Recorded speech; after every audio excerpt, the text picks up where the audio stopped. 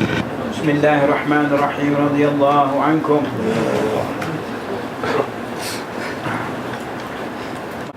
Di antara tanda-tanda ulama akhirat itu tidak bertentangan perbuatannya dengan perkataannya. Bahkan ia tidak menyuruh sesuatu sebelum dia sendiri menjadi orang pertama yang mengerjakannya. Berfirman Allah Ta'ala, adakah kamu menyuruh manusia dengan kebaikan dan kamu lupakan akan dirimu sendiri? Berfirman Allah Ta'ala, kabura maqtan 'inda Allah an taqulu ma la taf'alun. Amat besar kutuk dari Allah Ta'ala bahawa kamu katakan apa yang tidak kamu kerjakan.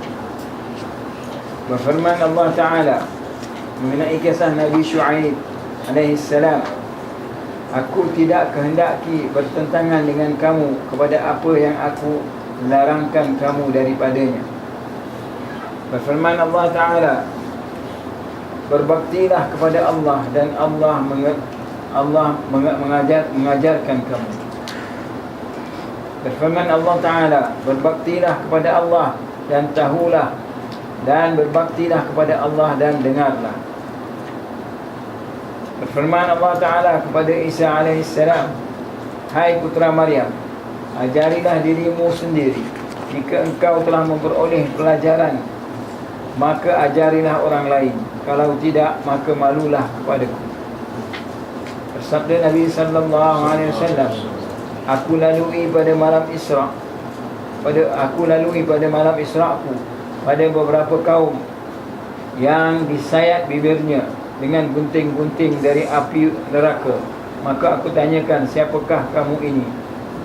Mereka menjawab, kami adalah orang yang menyuruh dengan kebaikan dan tidak kami kerjakan. Kami melarang dari kejahatan dan kami kerjakan.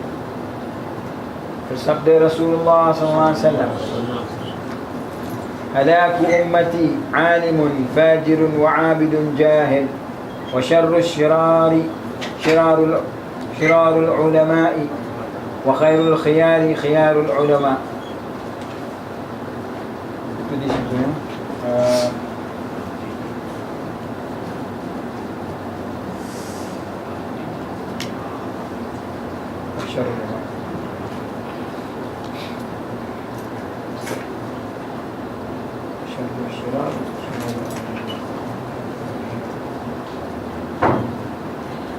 Artinya, yang binasa dari umatku ialah orang yang berilmu yang zalim dan orang yang jahat.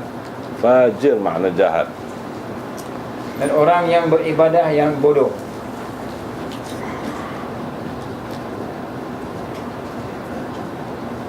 Dan orang yang beribadah yang bodoh. Kejahatan yang paling jahat ialah kejahatan orang berilmu, dan kebaikan yang paling baik ialah kebaikan orang yang berilmu.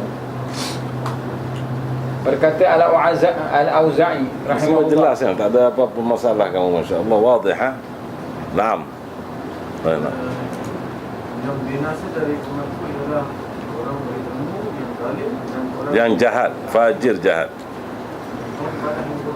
Bismillah, alhamdulillah, sallallahu alaihi wasallam ala rasulillah wa ala alihi wa sahbihi wa ala. Ini termasuk dalil-dalil yang ditajuknya, iaitu di antara tanda-tanda ulama akhirat. Ulama dalam arti kata yang sebenarnya.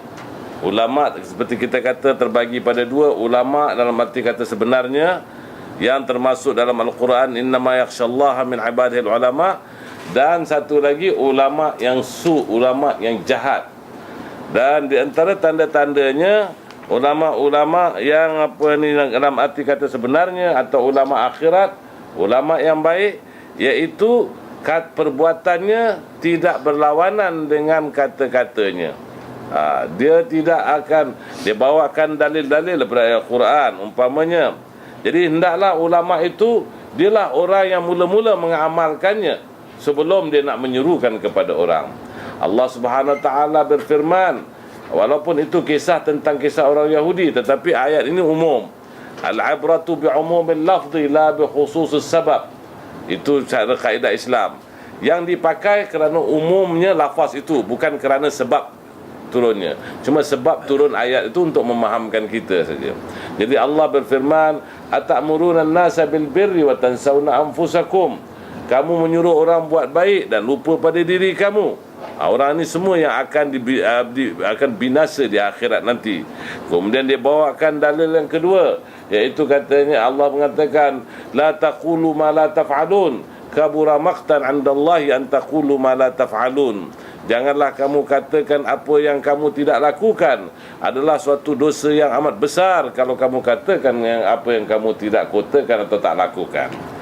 Kemudian firman Allah lagi dalam kisah Nabi Syuaib, itu, aku tidak disuruh untuk membuat berlainan dengan apa yang aku larang. Dan seterusnya Allah berfirman lagi, wattaqullaha wa yu'allimukumullah, bertakwalah kamu kepada Allah. Diterjemahkan dalam buku tadi kata dia berbakti. Ana lebih suka diterjemahkan dengan perkataan takwa, kerana takwa ini tidak ada dalam bahasa Melayu ataupun bahasa Indonesia. Jadi ana lebih senang kalau diterjemahkan wattaqullah, bertakwalah kamu. Salah satu takwa iaitu berbakti. Bakti kepada Allah ada part of the takwa. Bukan itu adalah takwa keseluruhannya. Jadi bertakwalah kamu kepada Allah dan Allah mengajar kamu. Dan bertakwalah kepada Allah dan ketahuilah kamu. Bertakwalah kepada Allah dan dengarlah kamu. Dan Allah menerangkan juga kepada Isa alaihissalam, wahai anak Maryam, wahai putera Maryam, nasihat diri engkau dulu, ajar diri engkau dulu. Apabila engkau sudah masuk ajar, maka ajarlah kepada orang lain. Kalau tidak, maka malulah engkau dengan aku. Kemudian Rasulullah pun bersabda bahawa pada satu hari, pada malam yang Rasulullah diisrakan, Rasulullah diberikan gambaran, diberikan gambaran-gambaran tentang apa yang berlaku di syurga dan di neraka. Salah satu yang Rasulullah melihat orang yang memotong-motong lidah dia dalam dengan api neraka, di dalam neraka, dan memotong-motong lagi lidahnya. Jadi Rasulullah menanyakan, siapa ni kamu? Katanya, kami adalah orang yang menyuruh kepada kebaikan, tetapi kami sendiri tak buat baik. Kami melarang daripada kejahatan, tapi kami sendiri melakukan kejahatan itu. Iaitu terdiri daripada orang ulama-ulama. Dia menyuruh kepada menyuruh kepada kebajikan, tapi dia tidak amalkannya. Kemudian dia melarang daripada kejahatan dan dia melakukan kejahatannya.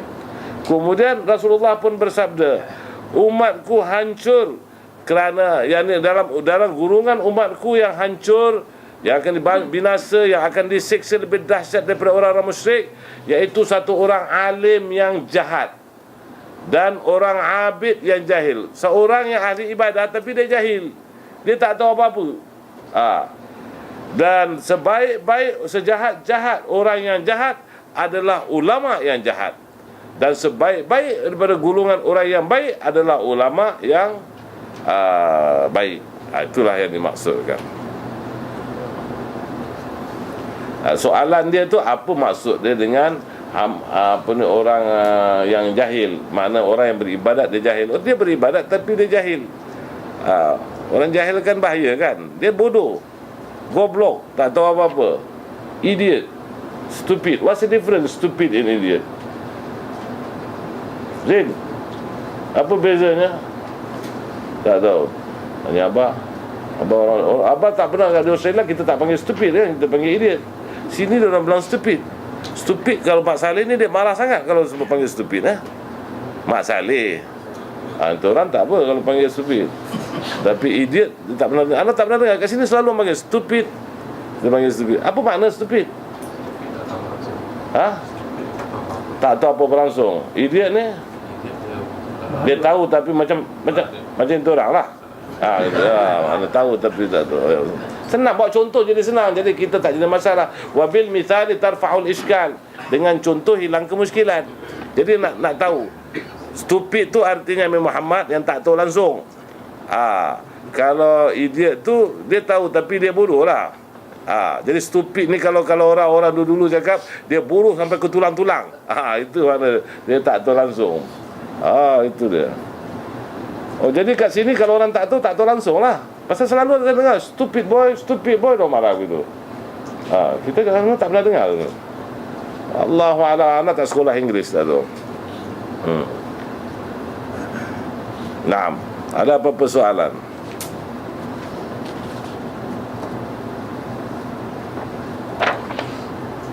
Ini sifat yang kedua yang kita sebut di antara sifat-sifat dia. Naam, fadhal ya Habib. Semua dah faham, semua jelas.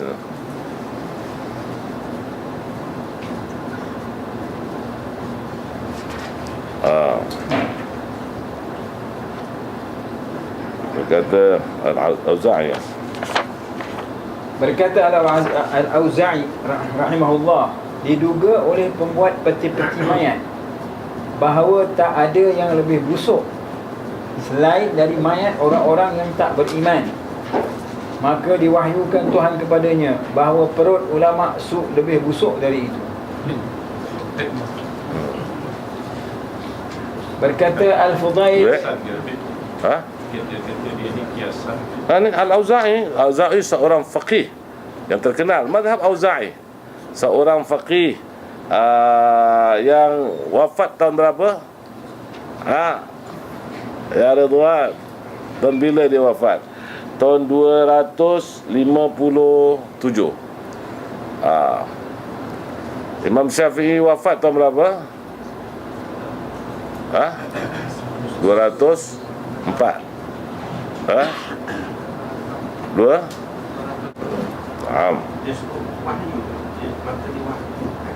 Apa dia? Membuat peti. Tak ada? Tak sebut? Maka dia wahyukan Tuhan kepada dia. Ini kata-kata dia bahawa ini apa ni, dia bawakan arti. Ini ulama-ulama dia bawa pengertian dia.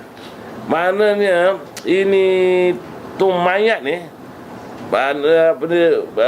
mengeluh tau, mengadu, komplain pasal betapa busuknya bangkai orang-orang kafir. Maka Allah mewahyukan, yani Allah menceritakan tempat lain dalam hadis yang kita belajar kemarin beberapa minggu lalu. Allah mewahyukan bahawa ada lebih busuk daripada itu, iaitu perut ulama-ulama yang jahat. Ini kita masih lagi bercakap tentang sifat-sifat ulama yang baik, tapi dia bawakan agak sentuh-sentuh.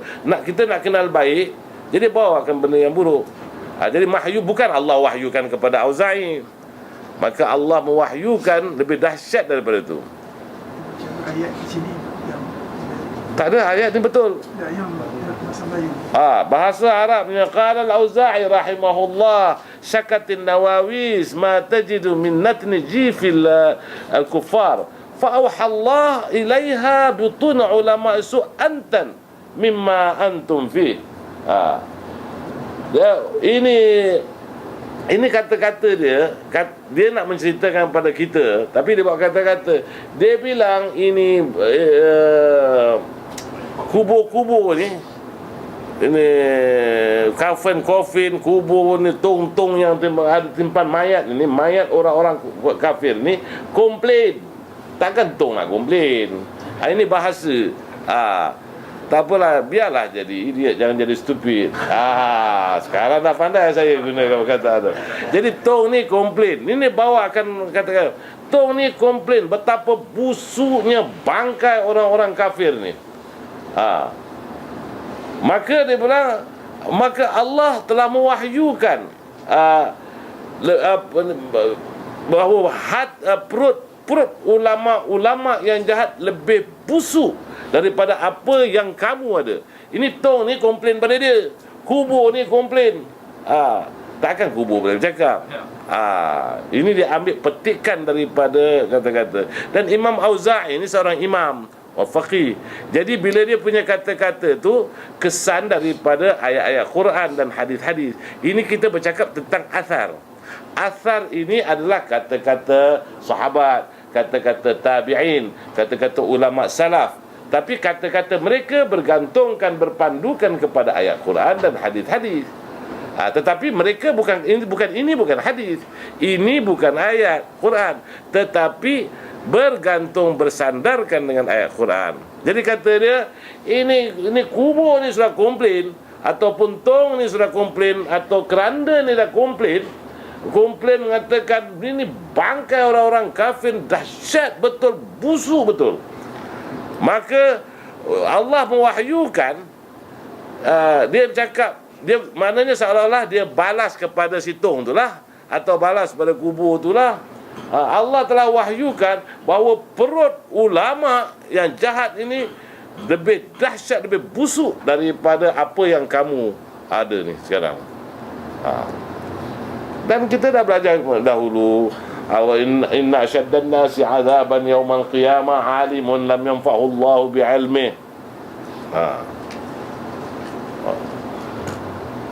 Jadi orang yang lebih dahsyat, yang paling dahsyat siksaan di hari kiamat, satu orang alim yang Allah tak memberi manfaat akan ilmunya. Jadi dia terangkan di antara sifat-sifatnya.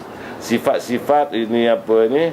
Ini ulama akhirat.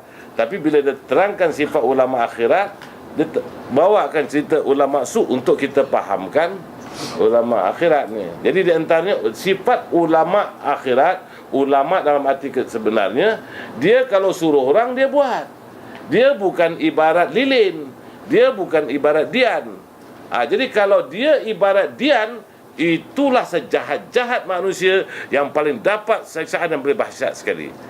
Dian ini menerangi orang, membakar diri sendiri. Dia suruh ajak orang masuk syurga, dia masuk neraka.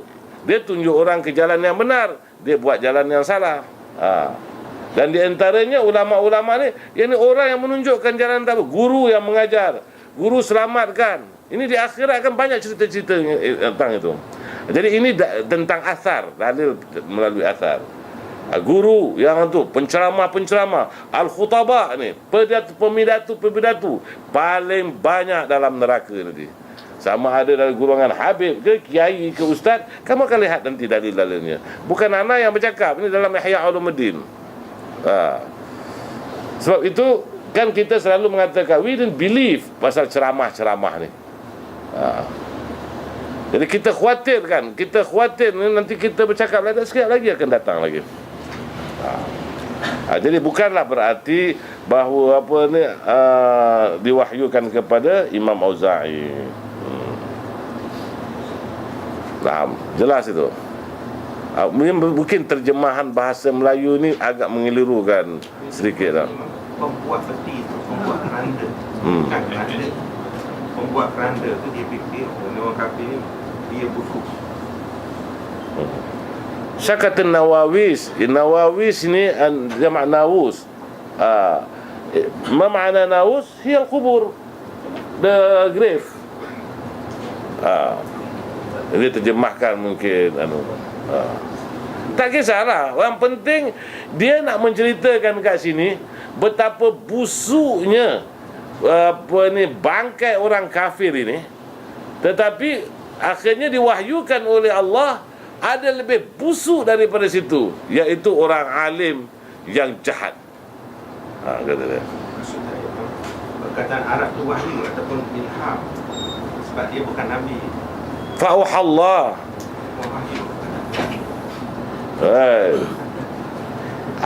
Anak cakap itu orang tak mau dengar betul-betul. Maka Allah mewahyukan, bukan Allah mewahyukan kepada Imam Auza'i. Imam Auza'i mengatakan bahawa Allah mewahyukan, Allah memberitahu mana ada lebih dahsyat lagi, iaitu ulama-ulama jahat. Bukan maksud dia tu. Cuma mungkin terjemahan dia tu menyebabkan kekeliruan kamu. Kalau anak terjemahkan begini, baik, word by word juga anak terjemahkan. Qala al-Auza'i rahimahullah, berkata Auza'i, iaitu Imam Auza'i rahimahullah, seorang faqih, seorang thiqah al-jalil yang wafat pada tahun 257. Itu bukan terjemah. Itu saja nak beri information kepada Ridwan supaya dia tidak lupa. Syakatin Nawawis, kubur-kubur ini mengadu, ma tajidu min natni jifil kuffar, tentang apa yang mereka dapati tentang kebusukan, bau bangkai, hapak, betul-betul punya berdesing punya bau. Daripada bangkai-bangkai orang-orang kafir. Fa'auhallah, maka Allah telah mewahyukan ilaiha, kepada kubur-kubur ini, kepada Nawamis ni, kubur-kubur ini, butuni ulama isu, perut-perut ulama yang jahat, antan lebih busuk mimma antum fihi, daripada apa yang kamu anu. Jadi bukan Allah wahyukan, Allah cakap sama kubur tu. Kubur komplain. Kubur ni komplain. Kata dia, dia bilang tak boleh tahan. Kata kubur tu. Busuk betul dia bilang ini, bangkai ini. Maka bila dia komplain dia, macam dia mengat loh, maka Allah wahyukan kepada kubur tu, oi, ini perut ulama lebih dahsyat daripada ini bangkai ini tu. Kubur pun tak apa boleh buat dah. Jadi yang penting dia nak menceritakan kat sini, maknanya bangkai orang kafir lebih agak kurang busuk daripada perutnya ulama jahat. Macam kita cerita hari tu, orang-orang musyrik, siapa ada lebih dahsyat daripada musyrik? Di dalam neraka dia sendiri heran. Dia tengok orang alim, satu habib, satu kiai, satu ustaz ke, satu tok guru ke, atau TG. Sekarang TG, pakai TG. Singapura kalau TG lain, dia ada TG Kiat, jual itu sirap. TG Kiat. Dulu anak kecil-kecil selalu bulan puasa kita pergi beli TG Kiat. Dia tengok TG ni, orang musyrik heran. Tok guru dengan sarban begini macam mana lebih dahsyat keadaan neraka ni? Orang musyrik pun tercengang, sambil orang kena siksa orang tercengang tengok. Dan ini pun kita dah bercakap dulu, fa'alimun bi'ilmihi lam ya'malan mu'adzabun min qabli ubadil wathan. Orang yang alim, orang yang mengetahui tetapi tidak mengamalkan dengan ilmunya, maka dia akan diseksa sebelum penyembah berhala. Kita dah bawa juga ayat Quran, dah bawa juga hadis. Jadi ini dibawakan athar, dibawakan banyak. Imam Ghazali ni bawa macam-macam. Tak apalah, jadi itu bagus juga kita fahamkan perkataan tu juga. Naam. Ada apa pertanyaan? Ni kenapa digunakan perut ni? Sebab Raja fikir kenapa dia Butun, batin perut. Benda dalam lah. Awak tengok ini bangkai, tetapi perut ini ulama dalam hati, dalam perut ni lebih dahsyat. Awak nampak luar cantik, dengan serban, dengan janggut, kadang-kadang ada miswak, dengan gaya dia, dengan apa dia, dengan tasbih dia. Kadang-kadang dia pakai rantai, tapi daripada tasbih. Bukan main, tampan dia. Kalau muka Arab lagi tampan. Kubur saya komplain, dahsyat ni. Ini perut orang ni lagi dahsyat. Faham tak tu? Maksudnya dalam hati tu, al-butun benda. Kita gambar. Jelas Ente orang pun termasuk, ente orang alim. Ente kalau datang sini kerana dunia, maka ente termasuk dalam golongan ini. Ketawa Abdul Rahman. Ente orang tahu sendiri, ente orang datang kerana dunia ke kerana akhirat? Kalau ente orang berada kerana akhirat, ana ada satu question mark besar dia, alamatul istifham. Kalau ente berada kerana dunia, a'udzubillah. Jadi ente orang sendiri tahu. Jadi biar kita buat ini semata-mata, ente datang sini untuk apa? Ente belajar sini nak naik pangkat? Ada. Ente datang belajar sini untuk islahun nafas. Untuk bekalan kita di kubur, bekalan kita di akhirat. Ente orang lepas ini ada nak kasih sertifikat untuk dapat kerja. Yang si pencen-pencen nak dapat apa? Kalau untuk dunia pun satu saya nak boleh tolong. Kalau dia nak berbini dua, mungkin boleh nak kenalkan dengan mufti apa ni Perlis. Itu pun dulu, bukan sekarang. Tak ada apa kan Habib Muhammad kan. Kerana semata-mata kerana akhirat. Alas. Nanti datang siapa nak cari duit? Tak ada. Cari nama? Tak ada. Alas.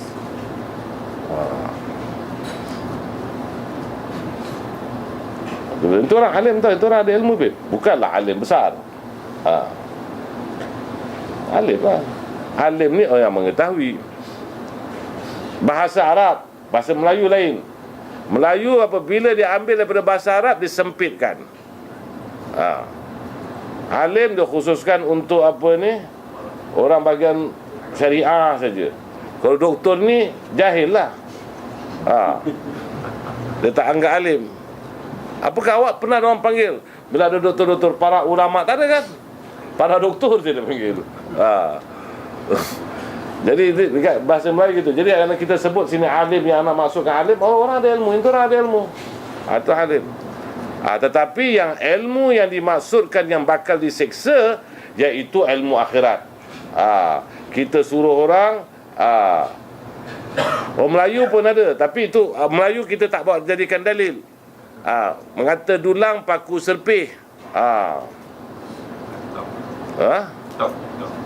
Ketam suruh anak dia jalan lurus lah.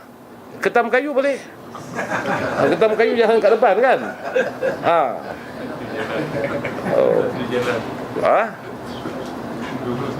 Lurus lah. Wahsi kita jangan pakai pepatah Melayu banyak tapi tak betul. Semalam kita dah komplain, siapa dulu makan garam. Anak tak setuju. Pepatah tu harus dirubah. Siapa dulu minum susu? Atau aru betul. Jadi kalau ente nak marah bahawa ente lebih, ni siapa dulu makan garam? Anak sampai cucu sampai sekarang belum makan garam. Pepatah Tamil lah macam. Ente tak tahu? Abdul Rahman. Kalau siapa lebih tua dulu, tak ada cakap apa? Yusuf lagi tak tahu. Yusuf bukan orang India. Dia orang DKK.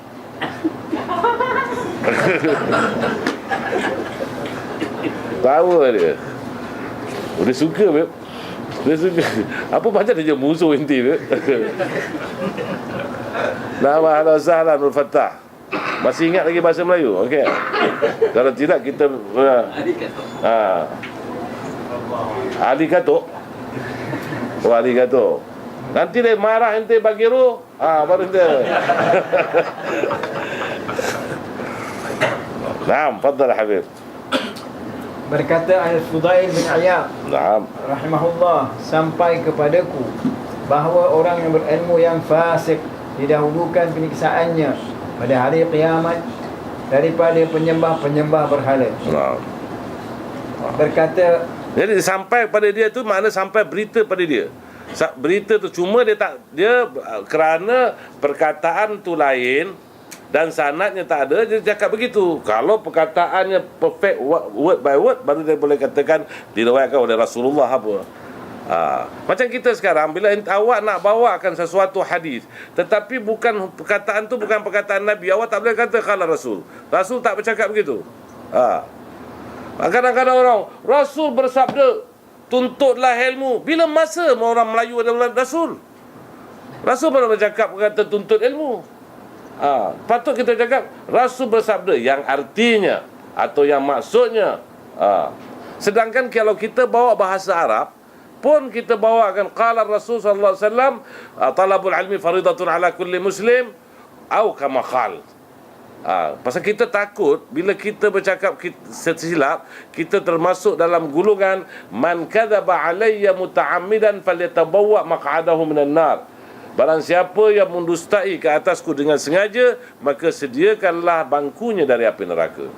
Jadi bila bawa tu mesti bila kata tengok macam mana akhlak ulama. Padahal ini hadis, tapi kerana dia tak gunakan perkataan macam mana perkataan Rasul, dia bilang aku telah sampai berita kepadaku bahawa orang alim yang fasik, yang jahat itu dia pada hari kiamat dia akan diseksa sebelum penyembah berhala.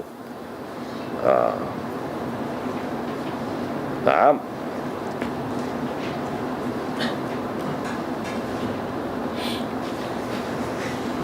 Berkata Abu Darda rahimahullah, siksaan neraka bagi orang yang tidak berilmu 1 kali, dan bagi orang yang berilmu yang tidak mengamalkan 7 kali. 7 kali ganda dia kena. Naam. Berkata Sya'bi, muncul pada hari kiamat suatu golongan dari penduduk syurga berhadapan dengan suatu golongan dari penduduk neraka. Maka bertanya penduduk syurga, apakah sebabnya? Maka tuan-tuan dimasukkan ke dalam neraka. Adapun kami ini dimasukkan Allah ke dalam syurga, ialah kerana kelebihan pengajaran dan pelajaran tuan-tuan.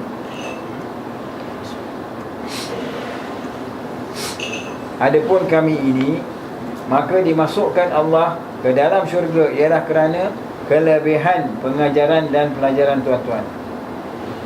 Maka menjawab penduduk neraka, kerana kami menyuruh dengan kebajikan dan tidak kami kerjakan, melarang dari kejahatan dan kami kerjakan. Berkata Hatim Al-Asam, Tak jelas. Al-Sya'bi. Siapa tu Sya'bi? إيش قال مكحول قال ما رأيت أحدا أفقه من الشعبي وتوفى سنة 80 بعد 100. هذا مكحول قال ما رأيت واحد أفقه منه. Imam Syafi'i ini seorang faqih yang terkenal, sangat ahli fikih. Iaitu Imam Syafi'i mengatakan bahawa di hari kiamat ada penduduk syurga, dia pergi kepada penduduk neraka ni, tanya, dia bilang, apa yang menyebabkan kamu ni masuk neraka?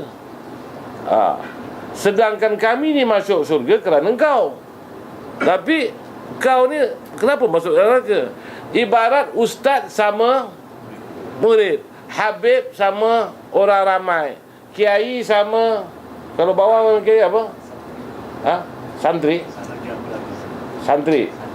Itu santri kalau pesantren. Ini kiai-kiai yang masih ceramah-ceramah ni, pesantren, masya-Allah. Ustaz sama murid-murid. Jadi bila dekat dalam ini, di hari kiamat nanti, ni murid-murid dalam syurga, dia tanya, tapi bukan itu orang semana tau. Jangan buat-buat itu. Anak beri contoh saja, Bib. Jadi si murid ni tanya, what happened, Bib? Dia kata, Habib, Pak Kiai, what happened? Kau dalam neraka ni. Kami ni masuk syurga pasal kau, Habib. Habib lah ajar kami, Habib tunjuk ajar kami. Pendidikan Habib menyebabkan kami masuk syurga. Maka Habib tu pun jawab, atau Pak Kiai pun jawab, ustaz ni jawab, aku yang dimasukkan ke dalam neraka bukan kerana kejahilan dia, kerana dia bilang, kami menyuruh orang buat baik, aku ajar kamu suruh buat baik, aku sini tak buat baik. Aku marah kamu jangan ponting, aku ponting. Aku larang kamu minum arak, kamu tak minum, masuk syurga, aku minum arak. Aku suruh kamu buat baik, kamu buat baik, aku buat jahat. Jelas tu, ini contoh. Tapi sebenarnya nanti ke akhirat mungkin terbalik, Bib. Antara kanan sama itu orang.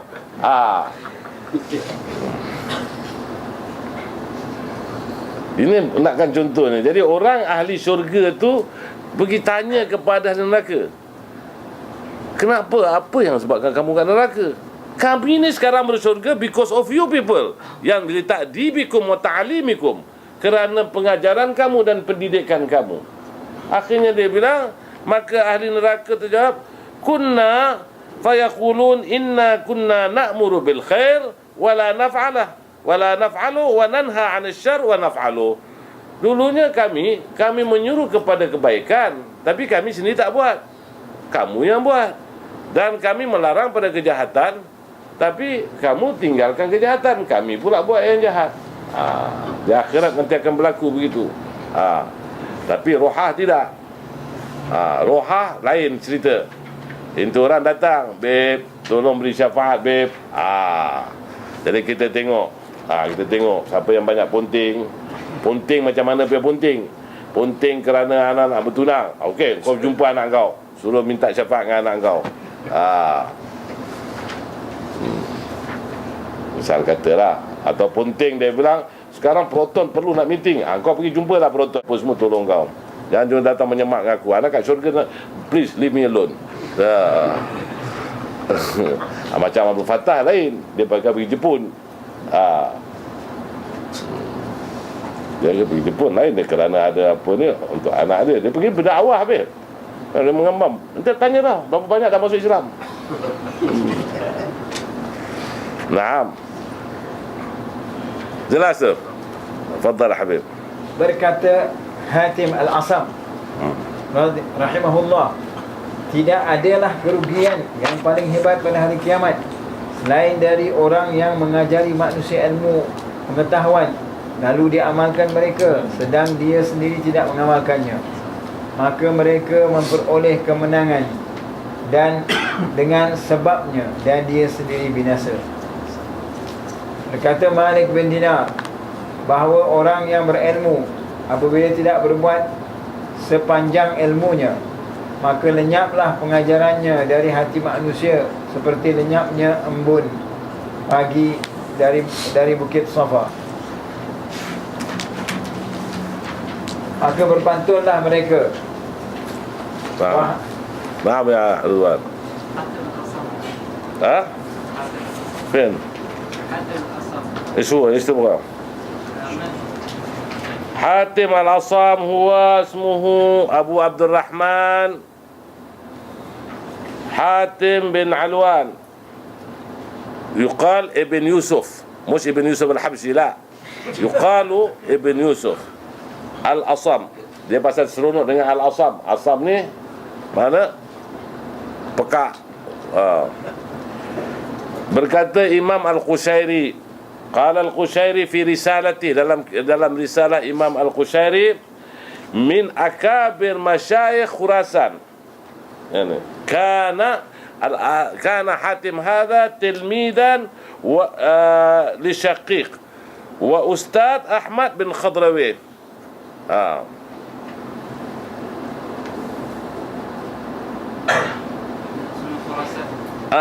Lam yakun asam, innama tasamam marrah fasummi al-asam. Dia tidak pekak. Orang alim besar takkan dia pekak. Dia pernah memekakkan diri sekali, maka dia gelar asam. Mana dia dinasihat, dia macam pekakkan diri, tasamam. Macam itu orang jangan punting, dia punting. Inilah pekak. Bukan telinga kuali lagi, pekak.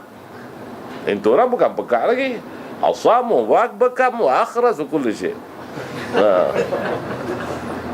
Jadi ini Hatim ni seorang ulama besar. Tapi dia dapat gelar Al-Asam, jadi pekak sebab dia pernah memekakkan diri sendiri. Beritahu macam orang tak dengar, saya macam tak dengar. Kadang-kadang kita beritahu kat sini, lepas tak sampai 2 minit dia tanya balik. Ustaz, ni Al-Asam lah. Itu orang bilang banyak itu orang nak kenal Al-Asam ni. Tapi takut itu orang suka tu. Nanti bila balik, oh bukan, kami masukkan Al-Asam ni suka Asam Fedas. Nanti itu orang buat balik. Padahal kita masuk kita lain. Arab kalau nak bilang Asam Pedas, Asam Fedas. Dengan fasih Asam Fedas. Faham tak? Jamil. Fadhal ya Habib. Maka berpantunlah mereka, wahai pengajar manusia, engkau tertuduh, engkau larang mereka beberapa perkara, engkau sendiri mengerjakannya. Engkau rajin menasihati mereka, tetapi segala yang terlarang, engkau yang mengerjakannya itu.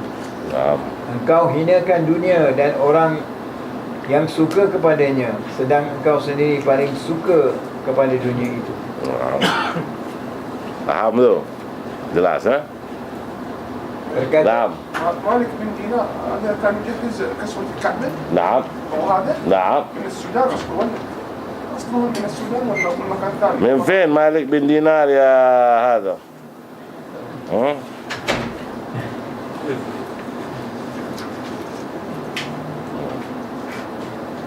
من فين؟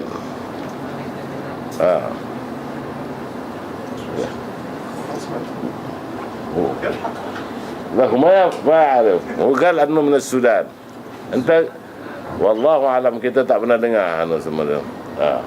Sudan ni negeri baru.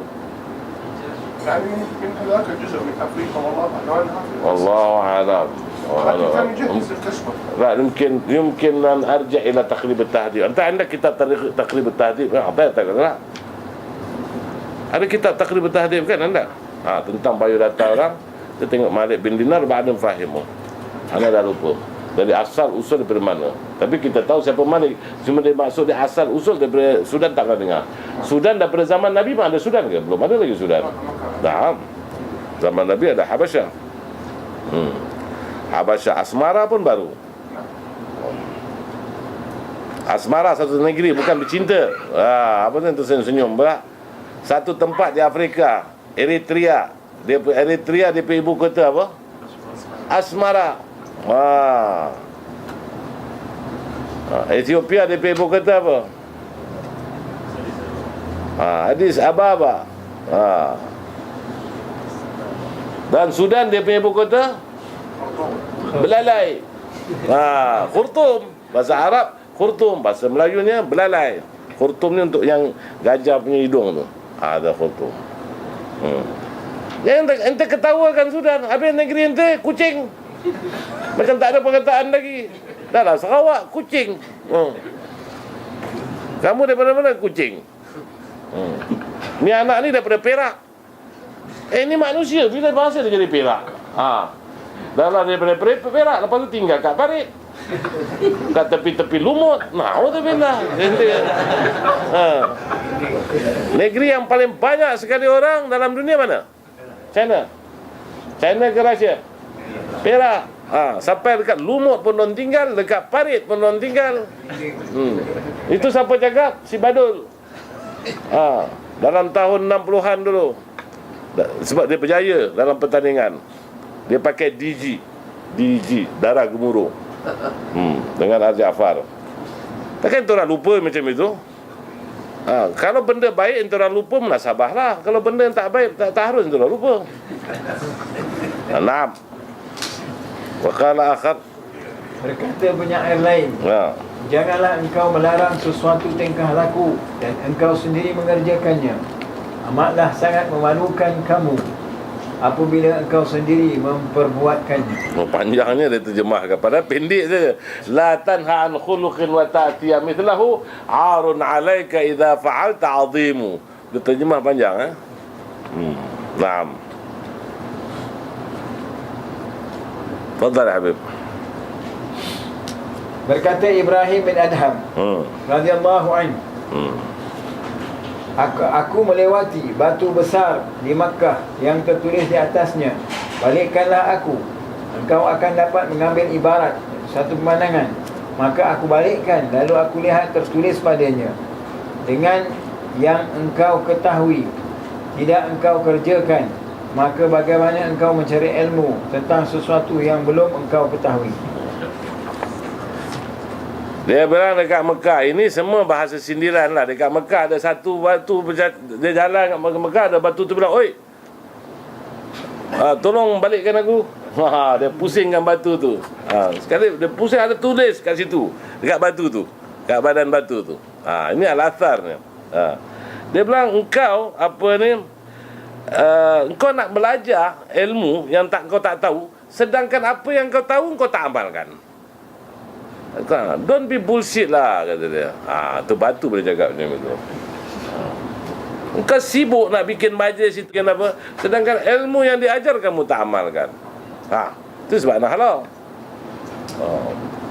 Jadi nak menuntut ilmu, nak apa semua, come on, don't be kharras. Jadi dia bilang, anta bima ta'lam la ta'mal. Engkau apa yang kau tahu kau pun tak amalkan, bagaimana kau nak pergi menuntut ilmu yang belum kau tahu? Yang kau dah tahu pun kau tak amalkan. Jelas tak? Batu boleh bercakap. Tak malu kan orang si batu bercakap? Tak, yang tak ada akal tu. Itu pukulan kuat ni, sindiran kuat tu. Oh, naam. Itu Ibrahim bin Adham tu. Dia At-Tamimi Al-Bulkhi. Naam. Berkata Ibnu Samak, radhiyallahu anhu. Ibnu Samak. Ibnu Samak. Samak ni anak tukang ikan. Samak. Berapa banyak orang yang memperingatkan orang lain kepada Allah, yang lupa kepada Allah. Berapa banyak orang yang memberi peringatan supaya takut kepada Allah, yang berani menentang Allah.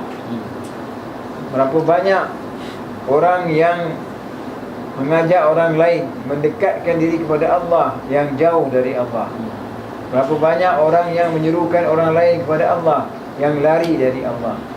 Dan berapa banyak orang yang membaca kitab Allah, terhapus hatinya dari ayat-ayat Allah. Itu jelas.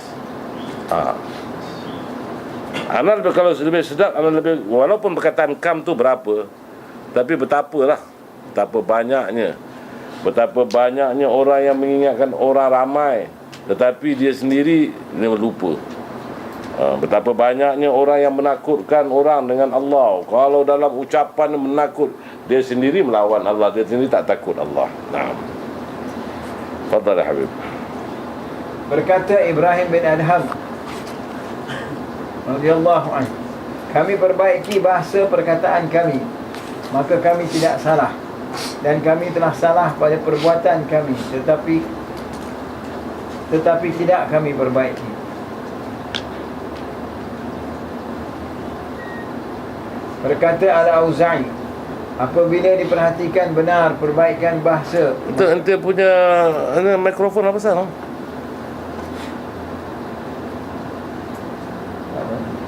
Ada? Terpadam tu? Tak. Hilang suara tadi. Naam. Berkata Al-Auza'i, Ada suara kan? apabila diperhatikan benar perbaikan bahasa, maka hilanglah khusyuk. Diriwayatkan Makhul dari Abdul Rahman bin Ghanam, bahawa Abdul Rahman mengatakan, Abdul Rahman bin Ghanam ni kambing. Abdul Rahman bin anak kambing. Bin kambing bukan kau lah. Ni dia tercengang dia. Naam. bercerita kepadaku 10 orang sahabat Nabi sallallahu alaihi wasallam dengan katanya, kami sedang belajar ilmu di Masjid Quba. Tiba-tiba masuk Rasulullah sallallahu alaihi wasallam lalu bersabda, ta'allamu ma syi'tum an ta'allamu falan ya'jalakumullahu hatta ta'malu. Artinya, pelajarilah apa yang engkau kehendaki mempelajarinya, tetapi engkau tidak diberi pahala oleh Allah Ta'ala sebelum engkau amalkan. Bersabda Nabi Isa alaihi salam, Ada keluar suara tak, San? orang yang mempelajari ilmu dan tidak mengamalkannya adalah seumpama wanita yang berbuat serum dengan sembunyi, maka ia hamil. Setelah bersalin, maka pecahlah kabar tentang perbuatan jahat wanita tersebut. Sirong tu mana tak berzina.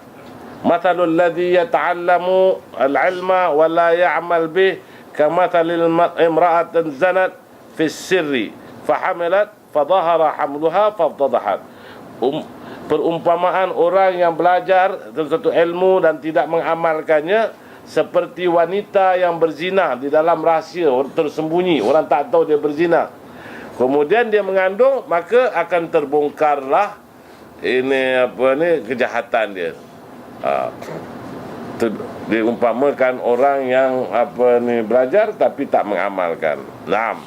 Maka begitu pula lah orang yang tidak berbuat menurut ilmunya akan disiarkan Allah pada hari kiamat di hadapan orang banyak. Sekarang kita, orang-orang ini semua kita tak tahu, tapi hari kiamat nanti semua baru kita tahu. Baru kita nampak semua nanti. Naam. Kata Muaz radhiyallahu anhu, jagalah tergelincirnya orang berilmu, kerana kedudukannya tinggi di mata orang banyak, maka dia diikuti mereka meskipun dia telah tergelincir. Ini yang kita yang dikhawatir. Muaz bin Jabal. Yang mendengar ini seorang sahabat menerangkan bahawa apabila orang ulama itu tergelincir, maka itu sangat bahaya. Sebab orang ramai telah mengikut dia. Jadi maka dia telah tergelincir, maka orang-orang ramai akan tergelincir sekali. Dia kalau dah mempunyai pahaman sesat, orang akan mengikut, orang mengikut dia, mentakzimkan dia. Sebab itulah bila balasannya memang paling teruk sekali. Sudahlah dia rosakkan diri, sesat diri dia, dia menyesatkan orang lagi. Naam.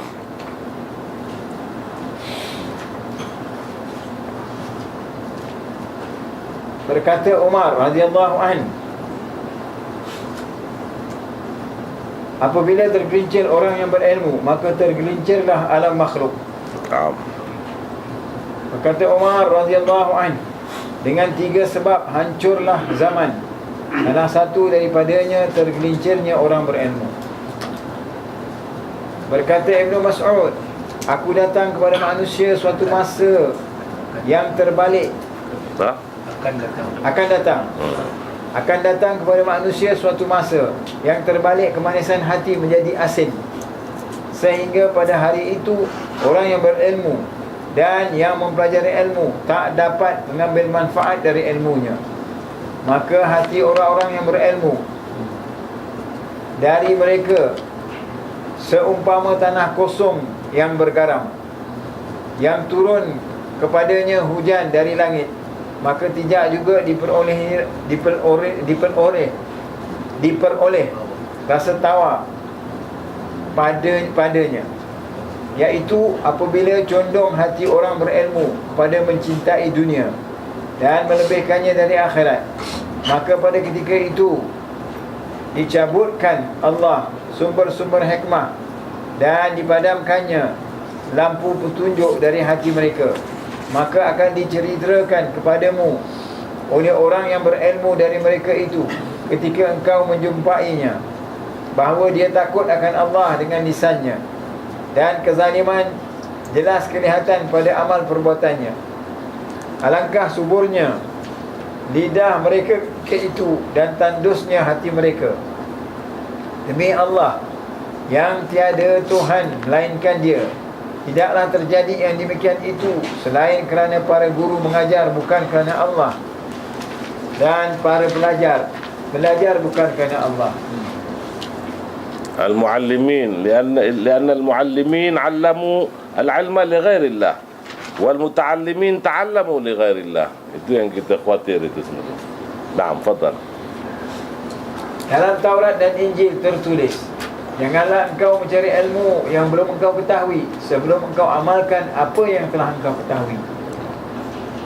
Berkata Huzaifah radhiyallahu anhu, sesungguhnya engkau sekarang berada pada zaman di mana orang yang meninggalkan 1/10 dari yang diketahuinya menjadi binasa, dan akan datang suatu zaman di mana orang yang mengerjakan padanya 1/10 dari apa yang diketahuinya, nescaya ia selamat. Sebabnya adalah kerana banyaknya orang yang berbuat batil. Batil makna kejahatan, salah. Naam. Ketahui Uraikan Huzaifah Apa yang tindak tu?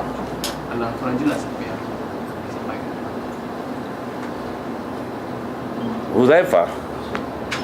Huzaifah bin Al-Yaman, seorang sahabat. Ente nak apa sekarang? Maksud penjelasan, Apa yang kata-kata dia sebut? sesungguhnya engkau sekarang berada pada zaman di mana orang yang meninggalkan 1/10 dari yang diketahui menjadi binasa.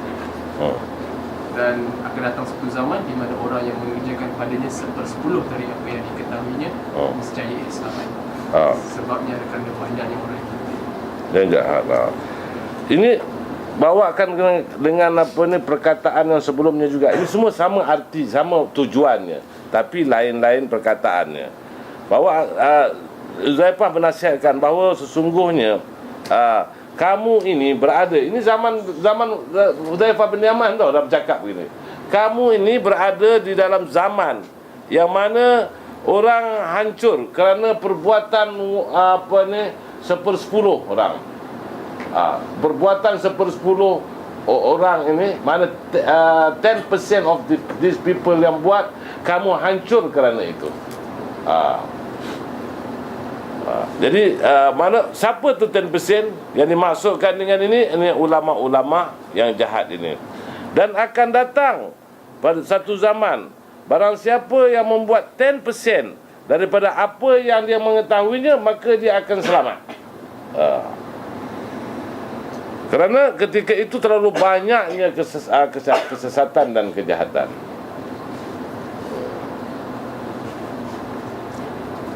Jelas tu? Selamat tu tidak silat. Nah, ini kita cerita ni pasal siksaan di akhirat lah.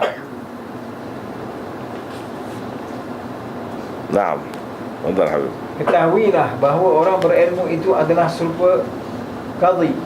Qadhi maksud di sini judge, ya.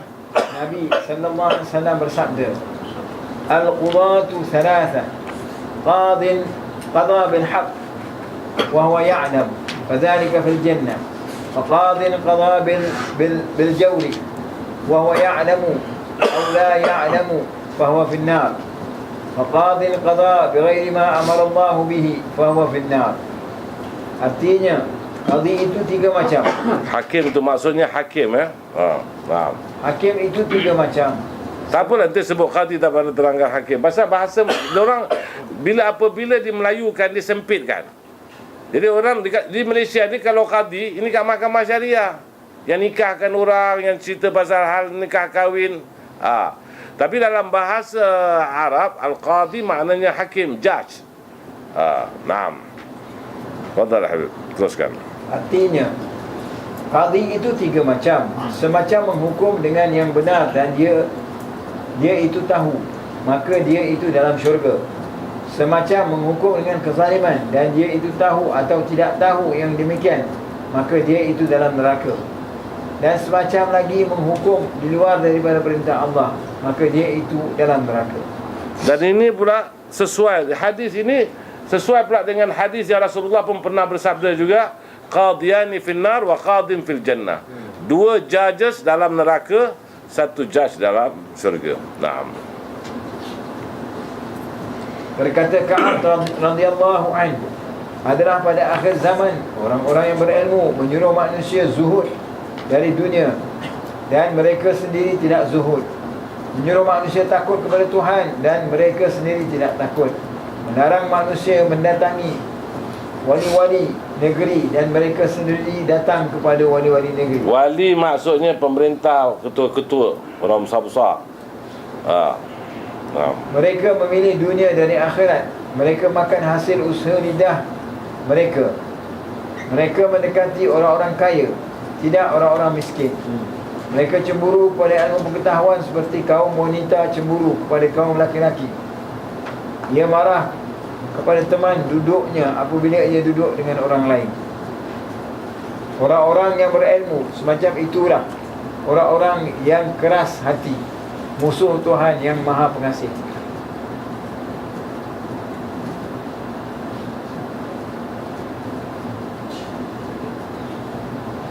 Bersabda Nabi sallallahu alaihi wasallam, kadang-kala setan itu menangguhkan kamu dengan ilmu. Lalu bertanya yang hadir, ya Rasulullah, bagaimana yang demikian itu? Menjawab Nabi sallallahu alaihi wasallam, iaitu setan itu mengatakan, tuntutlah ilmu dan jangan beramal. Tuntutlah ilmu dan jangan beramal dulu sebelum tahu benar. Maka sentiasalah setan itu berkata demikian bagi ilmu dan menangguhkan terhadap amal perbuatan, sehingga mati yang belajar itu dan tidak beramal. Berkata Sri As-Saqati, adalah seorang laki-laki mengasingkan diri pergi beribadah, di mana tadinya amat rajin mempelajari ilmu zahir.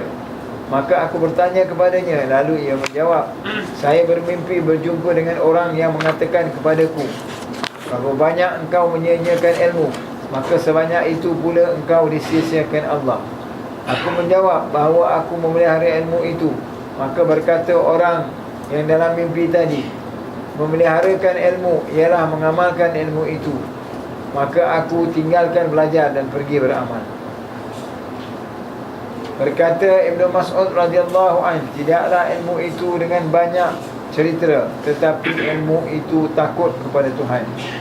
Laisal ilmu bi kathrati riwayah, innamal ilmu al khasyah. Naam. Berkata Al-Hasan, pelajarilah apa yang kamu mau mempelajarinya. Demi Allah, kamu tidak akan diberi pahala oleh Allah sebelum beramal. Sebab orang-orang bodoh itu cita-citanya meriwayatkan ilmu, dan orang-orang yang berilmu itu cita-citanya memelihara ilmu itu dengan amal. Berkata Malik radhiyallahu anhu, menurut ilmu itu baik dan mengembangkannya baik apabila niat itu betul. Tetapi perhatikanlah apa yang harus bagimu dari pagi sampai petang, maka janganlah engkau lebihkan sesuatu itu dari ilmu. Berkata Ibnu Mas'ud radhiyallahu anhu, Naam. Ha? Terangkan. Terangkan apa? Yang baru baca. Ha? Yang baru baca. Apa dia? Dia banyak baru, yang baca banyak, baru baca banyak. Siapa yang baca tu? Siapa kata-kata siapa? Malik radhiyallahu Malik ke Ibn Mas'ud? Malik. Ha.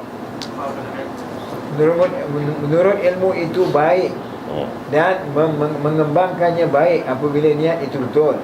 Tetapi perhatikanlah apa yang harus bagimu dari pagi sampai petang, maka janganlah engkau lebihkan sesuatu itu dari ilmu.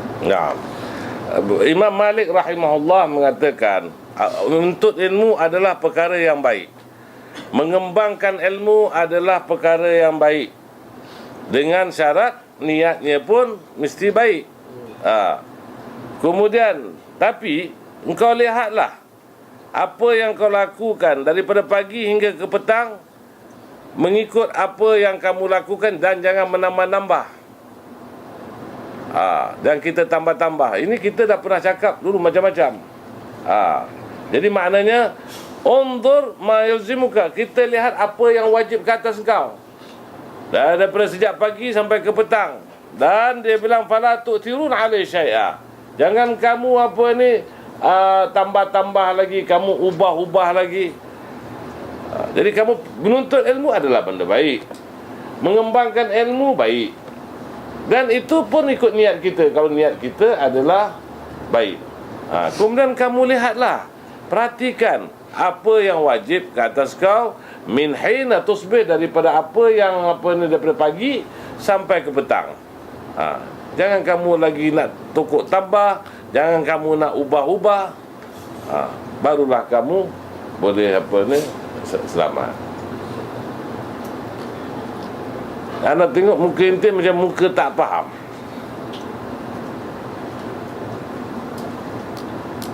Tambah. Daripada ilmu tu dari perbuatan. Okey, begini. Anak sekarang bercakap seolah-olah anak Imam Malik lah, tapi anak bukan Imam Malik. Tapi Husain ini menuntut ilmu tu benda baik. Ente mengembangkan ilmu adalah benda baik, tapi dengan syarat niat ente mesti apa, dengan ikhlas niat tu untuk menuntut ilmu. Okey, full stop. Please. Kemudian Nabi bilang, perhatikan apa yang wajib ke atas engkau, apa yang perlu ke atas kau lakukan daripada pagi sampai petang. Jangan kau tokok tambah, jangan kau mengubah-ubah, untuk engkau selamat. Apa yang kewajipan kita pagi sampai ke petang, jangan kau tokok tambah, jangan ubah tu niat, jangan ubah tu yang mana wajib inti wajibkan, yang mana haram-haramkan, yang mana tujuan untuk akhirat, jangan buat untuk dunia.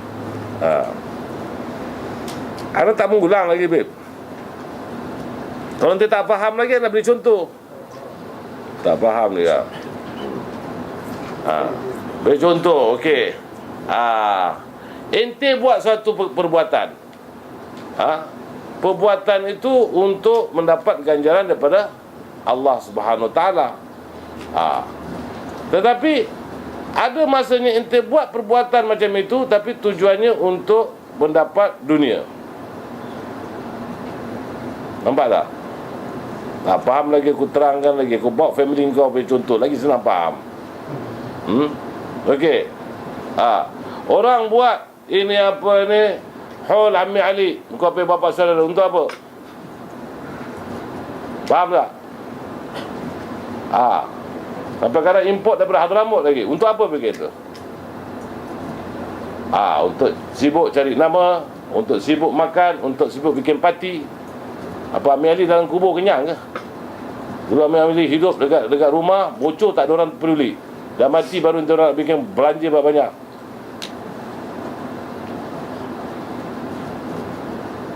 Nampak tak?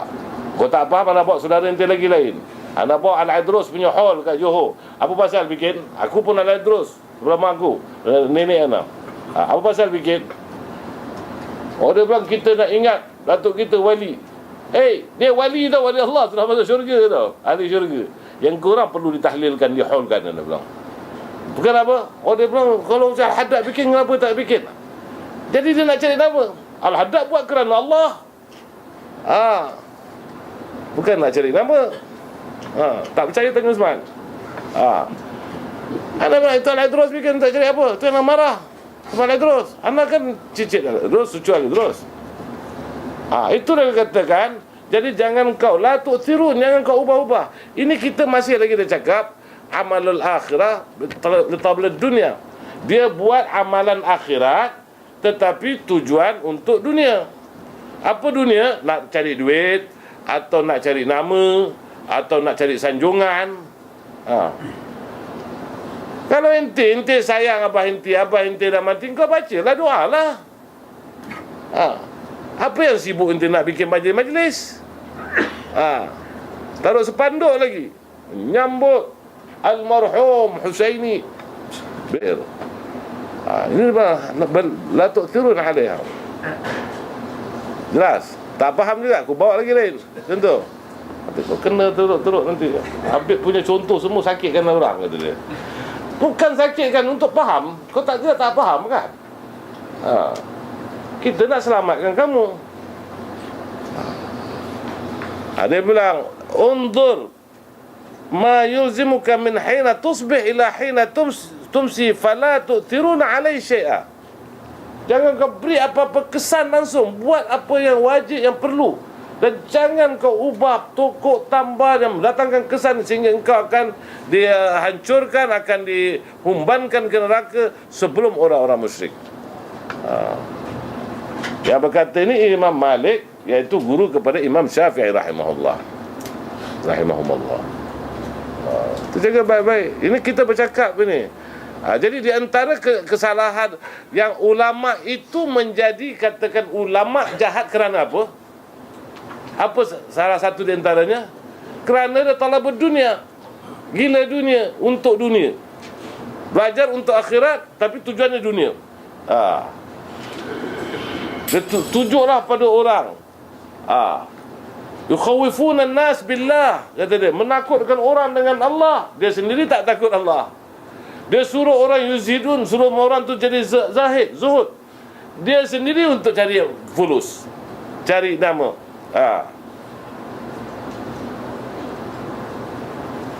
Itu yang kita betul apa ni. Jadi buat hina tumsi wa hina tusbih, khalas apa yang disuruh gitu. Jangan lebih-lebih, jangan tokok tambah, jangan memberikan apa-apa kesan. Di antara salah satu kesan yang buruk, kita kalau buat akhirat tujuan dunia.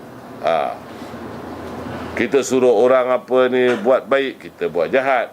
Kita masih lagi dalam apa ni tajuk menyuruh orang buat baik tapi kita buat jahat.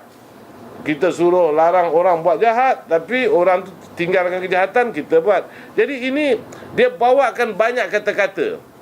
Macam kata-kata yang tadi jugalah.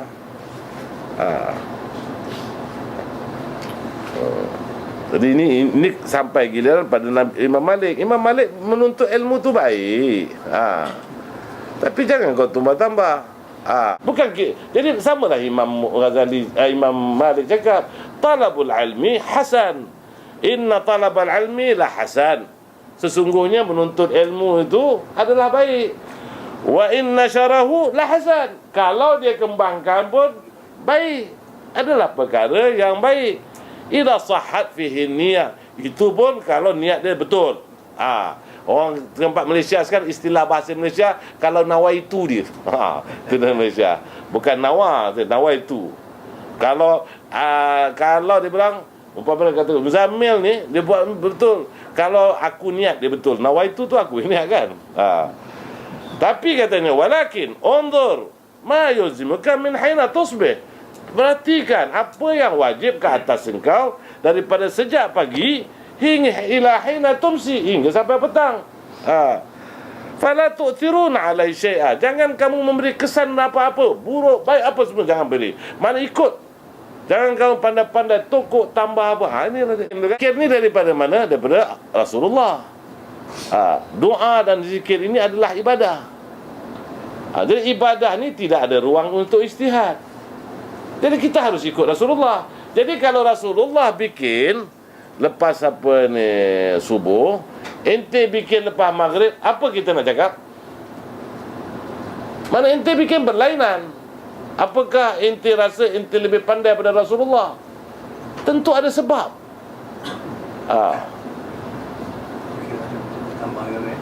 Bukan tokok tambah lagi, dia ubah bet. Dan kita tidak boleh buat kata alasan baik. Kan anda buat contoh hari tu kan, tak boleh kata baik anda buat contoh pasal sembahyang. Ente nanti siap lagi kita akan sembahyang Isyak. Berapa sembahyang? 4 rakaat. Sembahyang adalah benda baik. Okey, hari ini kita sembahyang Isyak 7 rakaat. Macam sembahyang ente tidak sah. Kalau dengan sengaja adalah haram dan sembahyang tidak sah. Boleh tak ente kat buat alasan ini sembahyang kan benda baik, masalah aku tambah. Ataupun ente ubah waktu yang kita bercakapkan tu.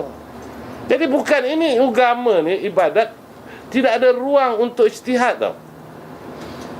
Ente tak boleh petikaikan. Besok nanti siap lagi kalau siapa ada kentut, banyak orang dah kentut ni nak tengok. Jadi ente orang nak ambil wuduk ni mulai hari ni, ente ambil air sapu kat buntut saja. Sebab angin keluar kat buntut dia. Jangan cuci muka lagi. Kalau ikut otak kita kan.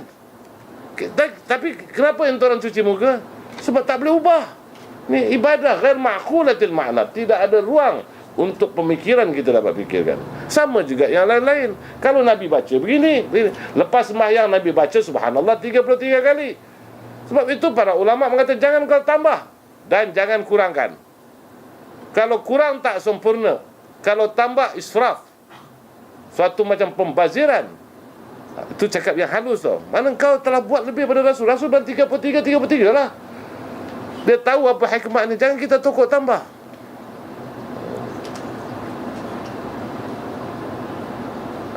Faham tu Ustaz ni? Jadi benda-benda itu yang dimasukkan oleh Imam Malik. Imam Malik ni dia cakap cukup halus. Satu hari Imam Syafi'i nak belajar sama dia, pergi ke Madinah. Apa Imam Syafi'i buat? Minta surat daripada wali kota tau, the mayor, bawakan surat tu macam recommendation. Jadi bila dibawa sampai Imam Syafi'i di Madinah dan bawakan, dia nak masuk tu penjaga tu, ambilkan surat tu kasih Imam Malik tengok, sampai Imam Malik keluar. Kau nak belajar agama pun kau minta macam ini ke? Bahawa aku kau nak mengajar pun sama ada mayor sokong, mayor tak sokong kau mengajar tu. Itu pendirian dia orang. Imam Malik di Madinah. Jadi dia bercakap ni cukup halus je. Belajar tu baik, mengembangkan ilmu ni baik, tapi asalkan idza sahhatin niyyah, kalau niat tu baik. Kalau niat tak baik, tak baiklah. Kemudian lepas tu dia bilang, kau lihatlah dulu apa yang wajib kata kau daripada pagi sampai ke petang. Sekarang dah berlaku Bib. Belajar bagus, tapi belajar orang tak anda, apa tak anda, terus nak jadi pendakwah. Sekejap lagi kita tengok dia ceritakan pasal khutabah, pasal ini yang banyak kat dalam Melaka ni ahli khutabah, ahli-ahli ceramah ni. Bukan kita bercakap, Rasulullah bercakap, sahabat bercakap. Nah, ini waktu dah lebih Bib. Ya Allah, ini Ni usaha ni. Jangan itu orang kau nak marah, lambat makan, dia keluar kerja kan dia. Jangan marah nak. Dia yang soal. Allahu a'lam bissawab. Bismillahirrahmanirrahim. Radhiyallahu ankum. Wa yukrahu at-tatwil liyalhaq akharun. ولو أحس في الركوع أو التشهد الأخير بداخل لم يكره انتظاره بالأظهر إن لم يبالغ فيه ولم يفرق بين الداخلين. لم يفرق. ولم يفرق. يفرق. صلح.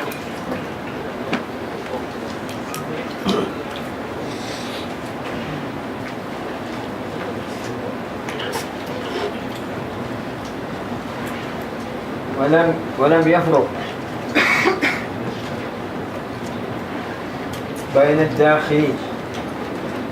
قلت المذهب استحباب الانتظار والله أعلم ولا ينتظر في غيرهما. نعم. بسم الله الحمد لله وصلى الله وسلم على رسول الله وعلى آله وصحبه ومن والاه. Masih lagi kita dalam bab kitab salatul jamaah. Maka dimakruhkan, dilarang kita memanjang-manjangkan untuk supaya orang lial haqa akharun, supaya orang yang lain dapat mengikut serta dalam jamaah.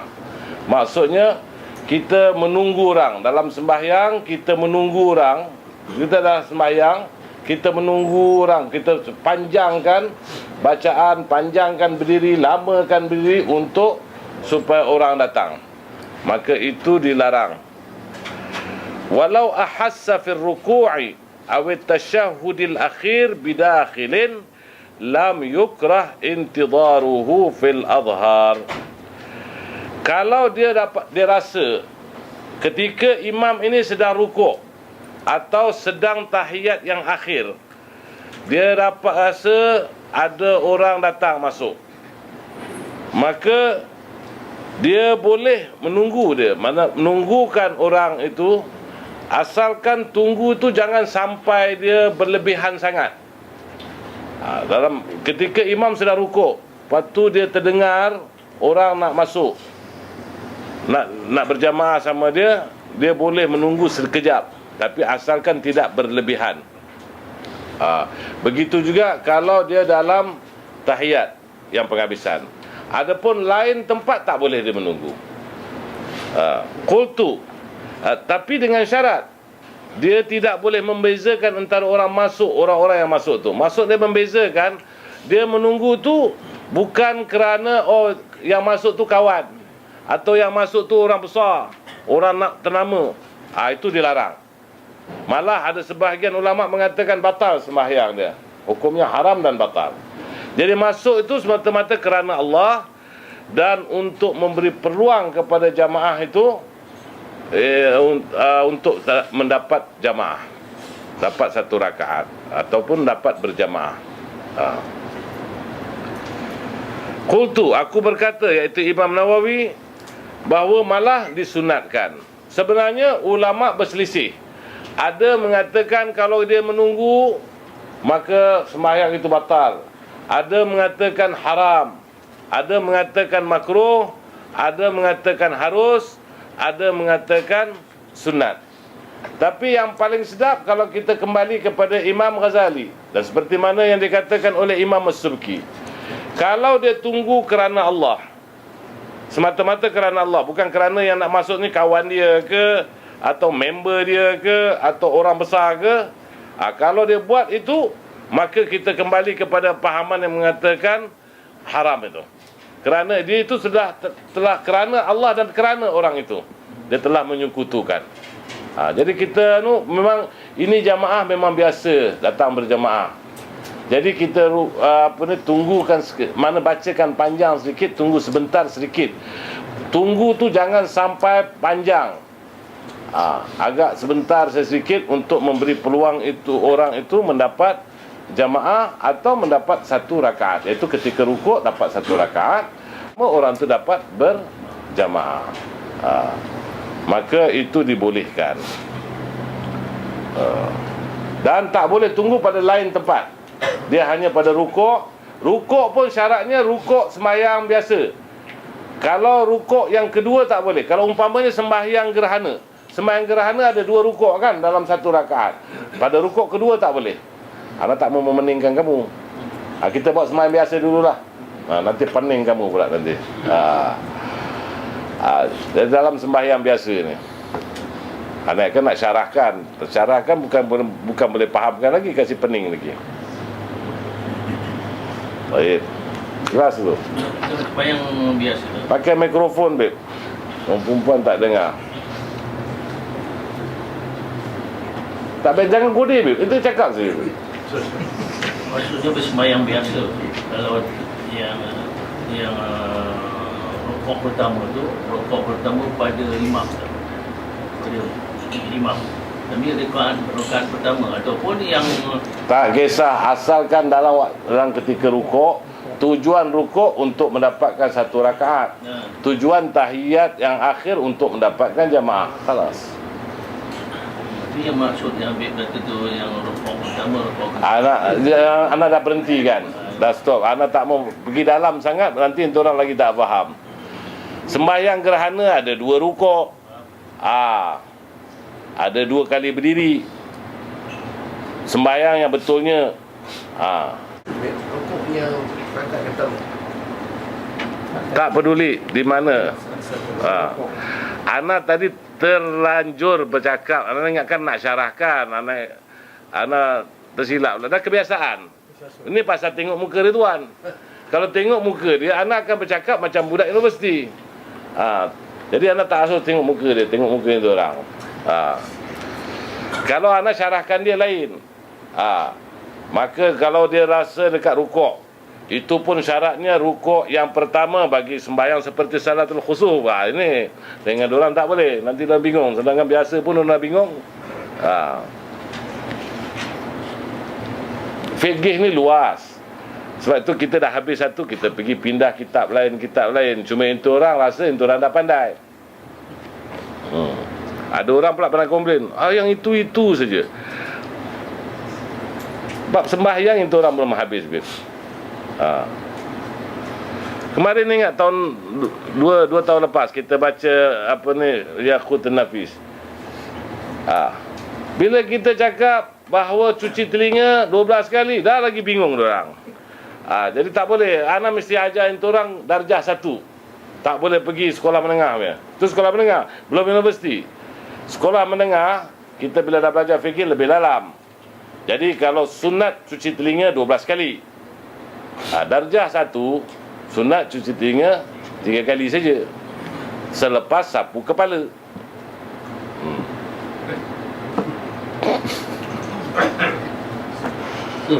Tak apalah, slowly lah, makan satu-satu.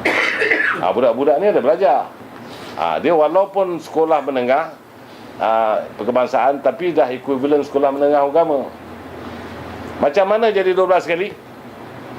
Dah lupa tak? Masa cuci muka, sapu telinga.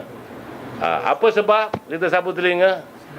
Apakah telinga ni part of the muka ataupun tidak? Sebahagian ulama kata telinga part of the muka. Jadi bila cuci muka, cuci telinga. Lepas tu bila kita sapu kepala, cuci telinga. Apakah telinga part of the kepala? Itu dalam Imam Syafi'i. Imam Syafi'i ni dia very konservatif. Kalau orang bilang satu katakan sunat, satu kan wajib, dia ambil yang wajib. Kalau orang mengatakan dia makruh, ini ada haram, dia ambil yang haram. Dia maknanya terlepas. Sehingga Imam Syafi'i memerintahkan supaya dilambatkan azan Isyak. Tapi jadi keliru di Malaysia. Orang di Malaysia ni fikir selagi belum azan kat masjid, yang ni pukul 8.30 baru masuk Isyak. Padahal maghrib sudah habis, sudah lama. Maghrib di Malaysia kalau pada bulan Julai paling panjang 20 minit. Tapi diorang belajar juga dalam kitab tu. Waktu maghrib bermula dari tenggelamnya matahari hingga hilang mega merah. Bukan mega mall, mega merah. Mega merah berapa lama? 20 minit bulan Julai. Yang lain semua 18 minit, 15 minit.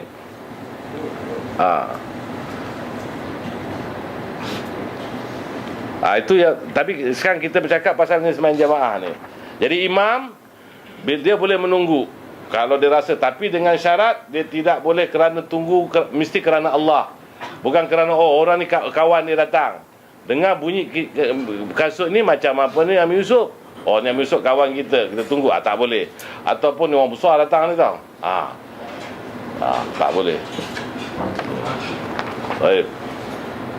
Istilah menunggu tu maknanya imam tu membuat yang luar daripada kebiasaan dia. Kalau dia dah biasa panjangkan sikit rukuk dia, jadi tak dia menunggu. Mana ada panjang sikit rukuk. Kita tak boleh memanjang memendekkan. Memang rukuk lebih panjang daripada i'tidal. Rukuk paling panjang kita boleh baca kalau sebagai imam. Nanti kita mengajar bab imam. Imam hanya baca subhana rabbiyal azimi. Ada riwayat wa bihamdih. Abdullah bin Ali al-Haddad dia baca subhana rabbil azim, subhana rabbil azim, subhana rabbil azim wa bihamdih yang ketiga. Kemudian imam tak digalakkan untuk membaca doa Allahumma laka raka'tu wa bika amantu wa laka aslamtu, tak digalakkan. Sebab imam ni berat. Al-imamu dhamin, bukan sebarang nak jadi imam. Ini kalau orang tahu betapa beratnya sebagai jadi imam. Imam ni semua imam, termasuk imam sembahyang. Imam artinya pemimpin. Orang semua tak mau jadi imam. Tempat kita lain. Semua berebut nak jadi imam. Semua nak jadi ketua bahagian. Itu imam. Ketua cawangan, imam. Sampai jolok menjolok. Bukan jolok apa? Jolok duit. Jangan salah faham lah. Bila jolok-jolok, orang fikir lain pula nanti. Sampai begitu nak pimpin. Begitu juga sembahyang jadi pemimpin. Pun orang berebut juga nak jadi imam. Tapi kalau kita minta azan, nasib baik ada Amir Mahmud. Semua orang tak mau beri azan. Awak sajalah, saya suara tak sedap. Ada main sedap tak sedap ni. Dan sembahyang salah satu orang bikin. Tak nak. Di sana ada sebuah hadis yang artinya, kalau manusia tahu betapa besarnya pahala sebagai muadzin, manusia akan membunuh antara satu sama lain. Sebab dia nak masing-masing nak beri azan. Dan kalau manusia tahu betapa beratnya sebagai imam, satu orang pun tak menjadi imam. Ini berat. Macam jadi Perdana Menteri, bukan ringan. Ketua cawangan, ketua bahagian, itu semua imam. Pemimpin kan? Imam artinya pemimpin. Begitu juga dalam soal sembahyang sebagai pemimpin. Orang berebut nak jadi pemimpin. Orang berebut nak jadi tekong. Allah. Para ulama dulu, Imam Abu Hanifah kena jil, Imam Malik kena jil. Para imam ni kena jil. Imam Abu Hanifah pasal apa kena jil? Nak suruh jadi qadi, jadi judge, dia tak nak. Dia jil. Sekarang orang apply minta jadi judge. Mana Adam tak datang hari ni. Dia apply minta judge. Lepas tu gaji kecil dia resign. Sekarang cari bagian bank, Islamic Bank, cari fulus. Nak cari fulus buat apa jadi judge? Buat apa bank? Ada apa pertanyaan? Ni cara dia jadi imam. Kalau di rumah bila janganlah sembahyang dulu, tunggulah dia. La ilaha illallah. Inti marah dia sikit. Ya, inti jangan takut dengan bini. Pasal ibadah jangan takut. Dia meradang dia apa, pergi kahwin lain. Bi al-Habsyi. Itu orang dia orang bukan jadi al-Habsyi tu, jadi Habsyi. Habsyi ni berani weh. Belit nombor 1. Jadi kalau di rumah ente tak apa nak tunggu ente rukuk, bila dia kata bini baru, tunggu bini keluar. Beritahu sama isteri, awak taat pada suami. Sebelum kawan, nanti kahwin dengan orang bertupahat kan, nanti mesti cakap bahasa Johor. Sebelum kawan ambil wudu, awak mesti siap, tunggu kat tiga sembahyang. Bila nak tidur begitu juga. Sebelum kawan pergi katil, awak dah ready. Itu macam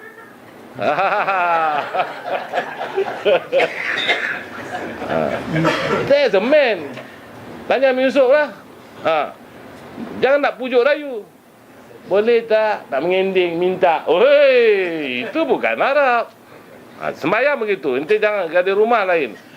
Lainlah kalau ente betul-kebetulan Syafiq dia merayap tempat lain. Jadi kebetulan ente tengah sembahyang suami isteri dan Syafiq pun balik. Dah telah pun ada wuduk. Syafiq memang sentiasa ada wuduk dia. So, kalau kau dia balik kerana nak berjemaah dengan abah dia, ente dapat dengar, boleh tunggu sekejap. Tapi dengan isteri tak ada begitu lah. So dia siap lah. Ajar isteri, you don't sleep before I sleep. You wake up before I wake up. Itu begitu aja isteri. Allah, pandai berbini tapi tak pernah ajar ni. Macam ni. Jadi macam Amir Yusuf tanya, Amir Yusuf betul lah. Senyum Amir Yusuf. Tak betul lah Amir Yusuf Ente ajar Hafiz begitu. Suruh kau ajar kau isteri besok kau nak nikah, kau jangan tidur sebelum aku tidur, dan kau bangun sebelum aku bangun.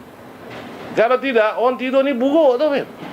Alio basi dia, Alio tak basi satu, yang basi satu lagi. Jadi buruk. Nanti besok datang, alamak tengok bini masa tak pelamin bukan main wangi, bukan main dengan macam-macam baju, ada ekor, ada apa macam-macam. Kali kat sini ya Allah buruk. Itu dah mula nak cari kat pejabat. Jadi kat rumah tu tak ini kita cerita ni jamaah yang bukan di rumah lah. Kalau dengan isteri tu kita ready lah sama-sama.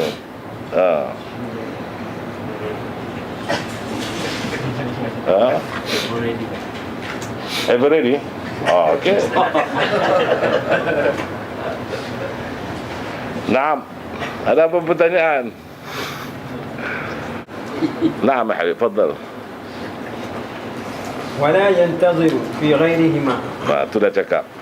ويسن للمصلي وحده وكذا جماعة في الأصح إعادتها مع جماعة يدركها. Dan disunatkan bagi orang yang sembahyang, sama ada dia sembahyang bersendirian atau sembahyang berjamaah, maka kalau ada jamaah yang lain, dia ulang lagi. Jamaah lebih besar. Kalau ente sembahyang sendirian, tiba-tiba ada orang sembahyang jamaah, ente pergi. Walaupun ente sudah sembahyang, maka disunatkan sembahyang lagi. Sebagai ulang sembahyang, dapat mendapatkan pahala jamaah dan pahala yang lebih ramai. Atau ente telah sembahyang jamaah, kemudian di sana ada orang dirikan jamaah lebih besar. Ente sembahyang jamaah ada 5 orang atau 10 orang. Orang bikin jamaah ada 20-30 orang, maka disunatkan ente ulang lagi jamaah ente. Kalau kita nak sembahyang dia kan jamak takhir kasar kan. Tak betul. Jamak, bila jamak kasar ini semua dalam pelayaran. Dalam pelayaran tu tak timbul masalah selalu. Kadang-kadang bukan semua orang berada dalam pelayaran. Lagi satu, orang yang kasar tak boleh belakang tamam. Ini kalau biasa ni tidak sembahyang, ente dah sembahyang kat rumah, tiba ente pergi masjid atau pergi ke satu tempat orang sembahyang. Atau ente dah sembahyang tadi 3 orang, lepas tu ada lagi jamaah 5 orang atau 10 orang, maka disunatkan ente ulang lagi. Ulang. Naam. Kalau yang sebab kita demikian, yang salat yang pertama tu kira apa? Yang salat yang pertama. Itu cantik soalan tu. Ini kita akan baca. Naam, fadhal ya. Wa farduhu وفرضه الأولى في الجديد. الأولى.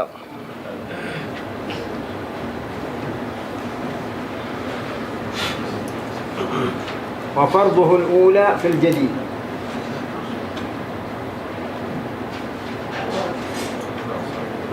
والأصح أنه ينوي في الثانية الفرض. Naam. Dan dalam kitab ini mengatakan sembahyang yang pertama dikatakan fardu. Ini mengikut mazhab yang baru. Mazhab Imam Syafi'i ada 2, ada mazhab qadim, ada mazhab jadid. Apabila dekat Syam, Imam Syafi'i fatwakan, itu dikatakan qadim yang lama. Apabila Imam Syafi'i sudah pergi ke Mesir, ada fatwa yang lain, itu dikatakan jadid, yang baru. Jadi kalau yang baru berlawanan yang lama, kita ambil yang baru. Kalau tidak berlawanan, maka pilih ambil saja. Dan mengikut mazhab yang jadid bahawa sembahyang yang pertama fardu, yang kedua sunat, dianggap sunat. Yang wal asah kata Imam Nawawi, yang lebih tepat bahawa dia niatkan yang kedua pun fardu. Jadi sebenarnya ada banyak pandangan. Satu pandangan mengatakan yang pertama fardu, yang kedua sunat. Satu pandangan mengatakan yang pertama sunat, dan walaupun kita sembahyang tadi fardu telah menjadi sunat, seolah-olah macam budak yang belum balik sembahyang fardu tetapi dapat pahala yang sunat. Dan yang kedua fardu.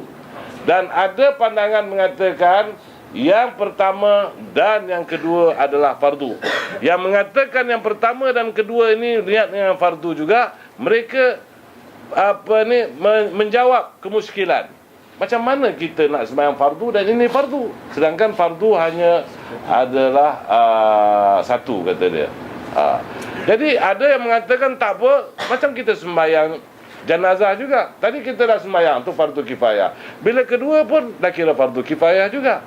Ada yang mengatakan tidak, yang kita kan masukkan dengan fardu ini, kita hanya di dalam sebutan saja mengatakan fardu, tapi hakikatnya adalah tidak fardu. Tapi kalau mengikut yang jelas dalam mazhab Imam Syafi'i, maknanya yang sembahyang pertama kita dah niatkan fardu, sembahyang kedua pun kita niatkan fardu. Kalau kamu nak lafazkan usalli fardhu dhuhri, kalau yang kedua pun usalli fardhu dhuhri. Jadi jangan sebut usalli sunnatul dhuhri, sebab kalau kamu sebut sunnatul dhuhri, dia sudah menjadi sembahyang ba'diyah atau qabliyah. Jelas itu. Itu jawab soalan nanti kan. Naam Jamil bin Abu. Pakai mikrofon ini. Cik Jamil. Apa sah? Suara macam apa? Macam Cik Latifah. Tahu ente kenal Cik Latifah? Tak kenal ente? Macam mana Jamil tak kenal Cik Latifah? Cik Latifah tu madu Cik apa ni, Cik Asna, sama lagi satu yang kecil sekali, Rohani. Rohani cucu dia ada kat sini. Awak cucu Cik Rohani kan? Lepas tu mereka akhirnya buat keputusan bergili-gili, malam ni kat sini, malam ni kat situ, malam ni, sampailah abang mampus, kata dia. Naam, fadal ya Cik Jamil. Menemani orang yang tinggal apa? Naam. Satu soalan yang lain nanti boleh soal. Di sana apabila kadang-kadang kita dah sembahyang, tiba ada satu orang terlambat datang dan dia akan sembahyang bersendirian. Pernah zaman Rasulullah ada sesiapa yang ingin bersedekah, tolong berjamaah sama dia, maka itu disyariatkan. Maksudnya tu sembahyang jamaah ni kalau boleh jangan tinggalkan. Bagi orang yang mengatakan sunnah pun jangan tinggal. Sembahyang jamaah ni serius. Sampai Rasul pernah bersabda bahawa kalau tak didirikan sembahyang, maka aku diperintahkan untuk membakar sama kampung ni, rumah-rumah mereka. Jadi walaupun sembahyang jamaah kita dah bercakap, ada mengatakan fardu ain, ada mengatakan fardu kifayah, ada mengatakan sunnah. Even yang mengatakan sunnah muakkadah ni pun jangan tinggalkan sembahyang jamaah ni. Banyak sangat hadis, bukan saja soal kelebihan pahala. Sampai Rasul bawakan contoh bahawa serigala tidak akan menerkam pada kambing, melainkan kambing yang terpisah daripada kumpulannya. Kita tengok, kalau kita pergi tengok Discovery ke apa, Geografi, kita tengok macam mana singa attack ini lembu-lembu, dia pisahkan dulu. Jadi jemaah tinggal. Jadi persoalan dia, iaitu kalau orang sembahyang sendirian, semua orang dah sembahyang, dia datang sendirian, maka one of us boleh bersedekah untuk dia, untuk berjamaah dengan dia. Sebab sembahyang jamaah ni dia tak kisah wajib belakang sunat, sunat belakang wajib, tak kisah. Qada belakang adat, cuma adat belakang qada. Cuma dimakruhkan kalau yang imam qada, yang makmum adat. Itu dimakruhkan. Cuma tak boleh kalau sembahyang yang berlainan. Umpamanya orang bersembahyang jamaah, sembahyang janazah, kita tidak boleh berjamaah. Kita nak sembahyang zuhur umpamanya. Sebab janazah tak ada rukuk, tak ada sujud. Jadi jangan kita tinggal. Itu inti bermaksudkan. Naam. Itu semua tak ada persisian ulama dalam semua mazhab sekalipun. Naam. Ada apa-apa soalan sebelum kita teruskan? Lebih? Sembahyang sunat lah.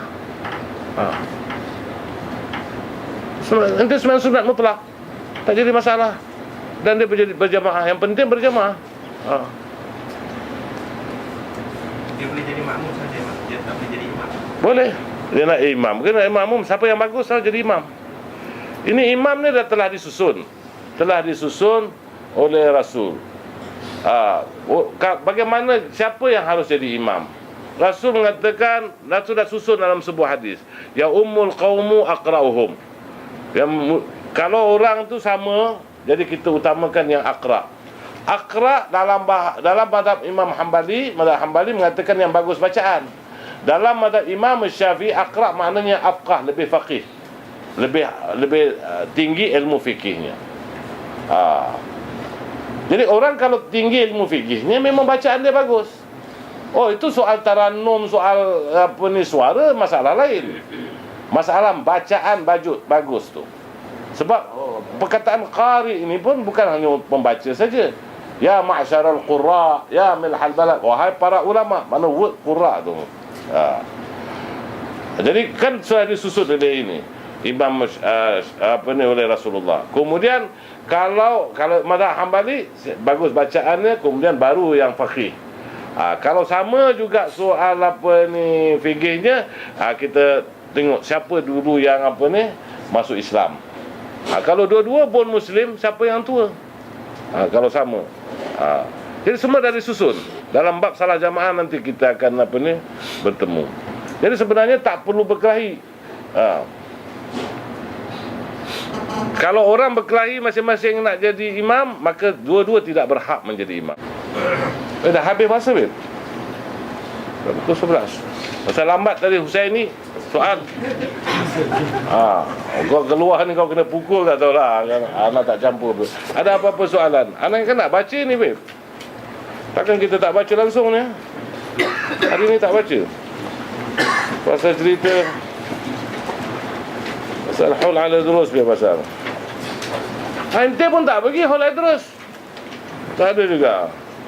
Anak pun tak pergi juga. Anak tak pergi pasal apa? Anak tanya, apa sih tu orang bikin? Tuan Haddad bikin. Ini betul-betul nampak sangat. Bukan apa ni, bukan kerana Allah tu. Al-Haddad bikin. Kita pun kita tak boleh bikin. Diorang agak ringan semua tu.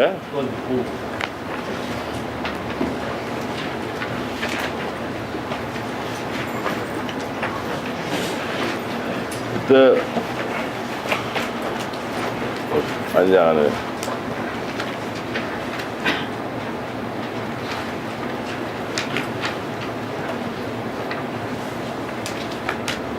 Bismillahirrahmanirrahim. Faslun ma yaqul liman ahda lahu hadiyah. Perkara apa yang kita cakap atau kita baca atau kita katakan bagi orang yang diberikan hadiah kepada kita. Bila orang beri hadiah kepada kita, apa yang kita katakan. Riwayat daripada Jabir radhiyallahu anhu, qala lahu ya Jabir, madza ma'ak? Fa akhbartuhu fa qala jazakallah khaira. Jazakallahu anna khaira, la siyama Abdullah bin Amr bin Hizam wa Sa'ad bin Ubadah. Riwayat daripada Aisyah radhiyallahu anha qalat uhdiya ila Rasulillah sallallahu alaihi wasallam syah faqala iqsimiha. Qala ar-rawi fa kanat Aisyah idza raja'a al-khadim qalat ma qalu. Qala yaquluna barakallahu fikum. Qala wa taqul Aisyah wa fihim barakallah. Naruddu alaihim mithla ma qalu wa yabqa ajruna lana. Ada dua riwayat, satu daripada Jabir radhiyallahu anhu dan satu daripada Sayyidina Aisyah radhiyallahu anhu. Rasulullah pernah diberi hadiah akan seekor kambing Syah. Hari ni Syah tak datang. Kalau dia datang dia tak sedap. Dia dah tahu kita nak baca ni, sebab tu dia tak datang. Maka Rasulullah perintahkan pada Aisyah so bagi-bagikan. Jadi yang tajuk kita ini, apabila seorang tu beri hadiah pada kita, kita jawab barakallahu fikum. Kalau tak reti dalam bahasa Arab, kita bilang mudah-mudahan Allah berkati pada kamu. Dan cara jawab sama dengan apa yang dia cakap juga. Kalau orang bilang mengatakan barakallahu fik, kita jawab barakallahu fik, Allah barik fik ke, Tuhan memberkati engkau, kita jawab pun Tuhan memberkati engkau.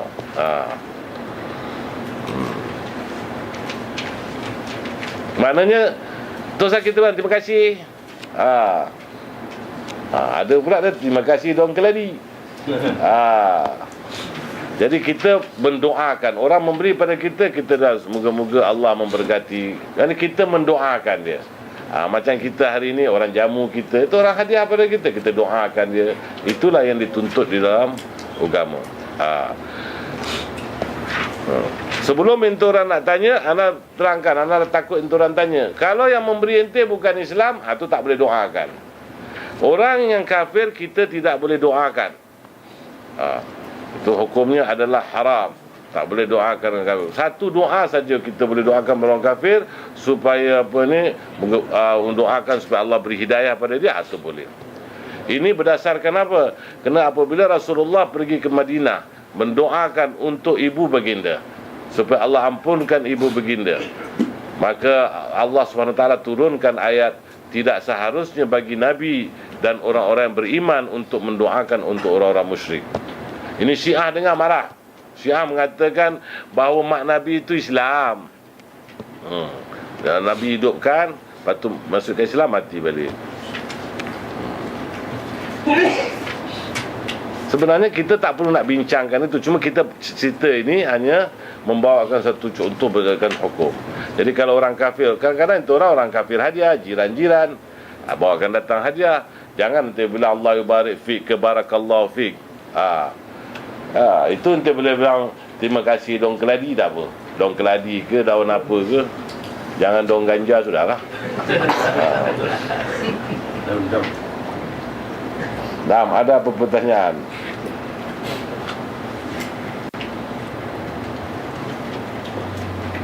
Baik, kita ambil lagi 1 minit. Faslun ma yaqul man istaghrada qardan. Apa yang kita baca kalau orang memberi hutang kepada kita. Kadang-kadang orang kata, tapi tak usah bank.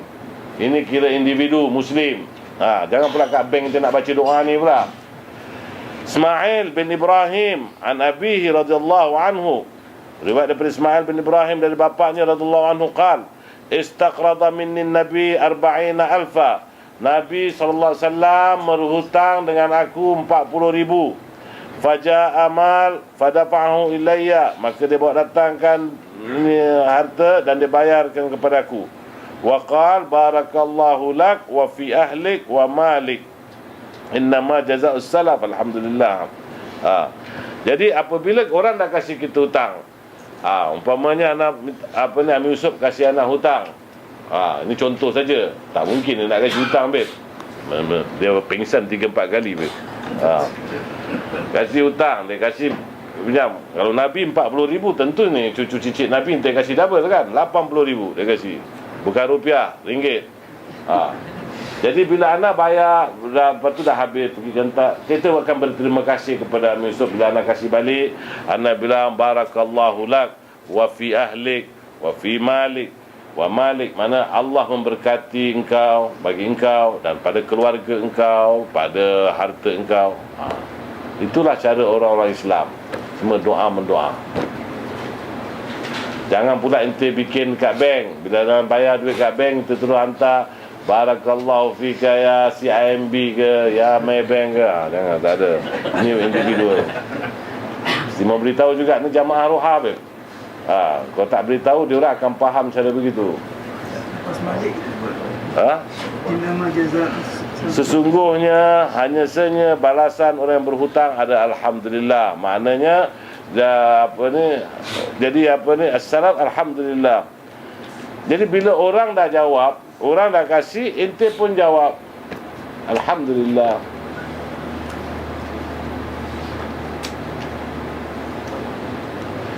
Mulut kita ni jangan berat daripada alhamdulillah.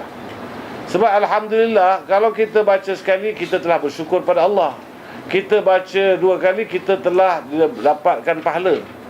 Baca 3 kali, bahawa kita telah diampunkan dosa kita. Jadi biasakan dengan alhamdulillah. Apa saja yang kita dapat, nikmat, seronokan, kita sebut alhamdulillah. Jangan hanya sedawa saja. Dan Allah pun dah berjanji, la in syakartum la azidannakum. Kalau kamu bersyukur, aku akan tambah. Naam. Tak. Itu anak tak baca tu. Mana tu hanya senya balasan orang yang berhutang. Alhamdulillah. Jangan nanti baca sekali. Ada orang dia salah faham. Dia ingatkan ini termasuk dalam bacaan. Tidak. Sebab kalau nanti tak betul-betul perhatikan ini, dia akan baca tu. Sebab orang Arab pun baca, dia tak faham. Ini hanya orang belajar hadis dia tahu, boleh tahu. Dia sangka kita akan sebut begitu. Kerana cakapan ma'qul, masuk akal. Innama jazaa as-salaf alhamdulillah. Bil haqiqah lah. Bila ente dah kasi barakallahu fik, barakallahu lak, wa baraka fi ahlik wa malik, alhamdulillah. Khalas. Dan jawab tu kata alhamdulillah. Dia bersyukur pada Allah. Jadi bila kita bersyukur, akan bertambah berkat. Tak semesti bahasa Arab. Gunakan bahasa Melayu pun boleh. Itu orang salam pun banyak gunakan bahasa Melayu. Tapi banyak kan kita guna bahasa Arab juga. Assalamualaikum kan. Tapi ada orang sebut salam sejahtera. Itu bahasa Melayu dia. Salam sejahtera.